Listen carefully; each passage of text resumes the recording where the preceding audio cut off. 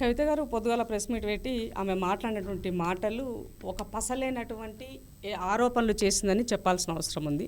ముఖ్యంగా రేవంత్ రెడ్డి గారి పైన పెద్ద పెద్ద అలిగేషన్స్ చేస్తూ ప్రజాపాలన పట్ల ఒక దుష్ప్రచారం అన్నది ఈ సమాజం ముందు పెట్టిందని చెప్పదలుచుకున్నా.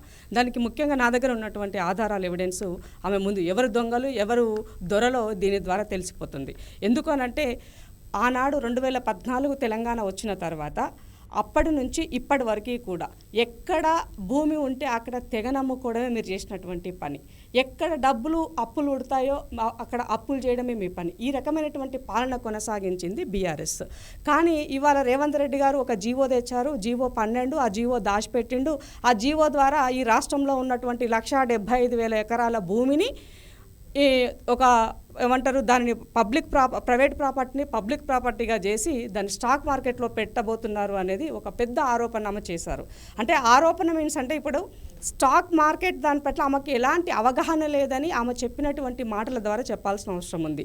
నిజంగానే మీ నాయన ఆనాడు కాళేశ్వరం పైన పెట్టినటువంటి 1,00,000 కోట్ల రూపాయలు కూలేశ్వరము ఇవాళ అయ్యింది. ఆ కాళేశ్వరం 1,00,000 కోట్లు కనుక ఆ రోజు నిజంగానే ఆ స్టాక్ మార్కెట్ ఇన్వెస్ట్లో కనుక చేసి ఉంటే బ్రహ్మాండమైనటువంటి డబ్బులు వచ్చి ఉండేవి. 2014 మే నాడు సెన్సెక్స్ యొక్క పాయింట్స్ కనుక మనం గమనించినట్లయితే 25,179 పాయింట్స్ ఉంది. ఇవాళ 2000 అంటే ఈరోజు యాజ్ ఆన్ టుడే ఈ రోజు వరకు 2025 వరకు సెన్సెక్స్ పాయింట్స్ కనుక తీసుకున్నట్లయితే 81,759 అంటే దాదాపు 4 రెట్లు పెరిగింది. అంటే 1,00,000 కోట్లు పెట్టుంటే దాదాపుగా దానిపైన మనకి ఒక 3-4 లక్షల కోట్ల రూపాయలు ఇవాళ మనకి ఆదాయంగా వచ్చిండేది. అది ప్రభుత్వానికి మీరు ఇన్ని అప్పులు చేసే పరిస్థితి కర్మ కూడా వచ్చిండేది కాదు.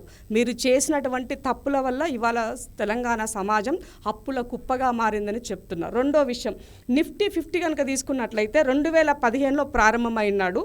అది 7,800 పాయింట్స్ ఉంటే ఇవాళ నిఫ్టీ అనేది 24,722 పాయింట్స్ ఉంది.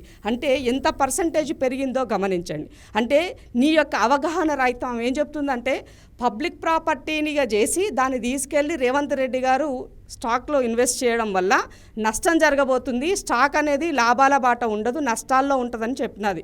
అంటే ఒక దేశం యొక్క ఆర్థిక అభివృద్ధి ఎలా ఉంది అని చెప్పాలంటే ఎవరైనా కూడా స్టాక్ను బట్టే స్టాక్ ఇన్వెస్టర్ను బట్టే చెప్తారు. అంటే ఒక మూర్ఖురాల్లాగా అబద్ధాలు ఈ సమాజం ముందు పెట్టిందని ఈ సందర్భంగా తెలియజేస్తున్నా. రేవంత్ రెడ్డి గారి భూములు ఎక్కడ అమ్మకుండా ఉన్నటువంటి దాన్ని ఆదాయ వనరుగా భూమిని పెట్టుబడి రూపేణా స్టాక్లో పెడితే తప్పేంటి అని అడుగుతున్నాను. నేను ఒక సామాన్య మహిళగా నాకున్నటువంటి అవగాహనతో నేను ఈ సమాజం ముందు ఈ విషయాన్ని తెలియజేస్తున్నాను. దీనివల్ల ఎవరికి నష్టం కాకపోగా ప్రభుత్వానికి లాభం జరుగుతుంది. స్టాక్లో నష్టపోయినటువంటి దాఖలాలే లేవు. మీకు అది అంతా ఆన్లైన్లో ఉంటుంది. నీ దగ్గర చాలామంది ఎక్స్పర్ట్స్ ఉంటారు కదా, పిలిపించుకొని మాట్లాడు. స్టాక్లో ఇన్వెస్ట్ చేస్తే తప్ప కరెక్ట్ అని అంటే ఈ సమాజాన్ని నువ్వు తప్పుదో పట్టిస్తున్న సందర్భంగా తెలియజేస్తున్నా. ఇంకో విషయం ఏంటంటే జీవోల గురించి మాట్లాడుతున్నారు. మీ చరిత్ర ఏంటి? 1,00,000 జీవోలను దాచిపెట్టి ఈ సమాజం ముందు దోషిగా నిలబడితే కోర్టు మీకు మొట్టికాయలేసింది. జీవోలు ఎందుకు పబ్లిక్ డొమైన్లో పెడతలేరని. అది మీ చరిత్ర. ఆర్టీఐ మేము రాస్తే వాటికి సమాధానం ఇవ్వకుండా దాచుకున్న చరిత్ర మీది. మీరు మాట్లాడితే ఎట్లా? రేవంత్ రెడ్డి గారు 1,80,000 కోట్ల అప్పు తెస్తే 80,000 మాత్రమే కొంత కనబడుతుంది. 1,00,000 కోట్ల రూపాయలు బడాబాబులకి కాంట్రాక్టర్లకి ఇచ్చినాడు. 20% కమిషన్ వచ్చింది. నా దగ్గర ఆధారాలు ఉన్నాయి. మరి దమ్మున్న పిట్టవే కదా, మరి ఆధారాలు ఎందుకు పెట్టలేదు? ఈ సమాజం ముందు ఆధారాలు పెట్టు. మీడియా ముందు కదా నువ్వు మాట్లాడింది. ఆధారాలు లేనటువంటి పసలేనటువంటి ఆరోపణలు చేస్తూ మొన్నటిదాకా నీ అన్న కూసిండు అబద్ధాలు. ఆ కూసిన కూతలకి ఎప్పటికప్పుడు మేము కౌంటర్లు ఇవ్వడంతో మూసుకుంది పిట్ట. ఇవాళ మళ్ళీ నీవు బయలుదేరినావా అబద్ధాలు చెప్పడం కోసం.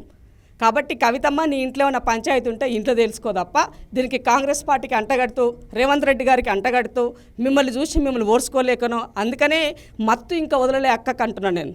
మత్తు వదలకనే పదే కాంగ్రెస్ పార్టీ పైన అవసరం వచ్చినప్పుడు అక్కసు వెళ్ళగక్కుతామని సందర్భంగా తెలియజేస్తున్నా. తెలంగాణ సమాజం ఒకటే అర్థం చేసుకోవాలా, ఈ అప్పుల కుప్పగా ఉన్నటువంటి ఆర్థిక వ్యవస్థను గాడిలో పెడుతూ ఈ సమాజంలో మనం ఏ రకమైనటువంటి ఇన్వెస్ట్మెంట్లు చేయొచ్చు, ఏ రకమైనటువంటి ఈ విధంగా మనం ఈ సమాజాన్ని కాపాడుకోవచ్చు అని రేవంత్ రెడ్డి గారు పనిచేస్తున్న భాగంగానే ఈ రకమైనటువంటిది వస్తుందని ఈ సందర్భంగా గుర్తు చేస్తున్నాను. Subscribe us and press the bell icon for more interesting updates.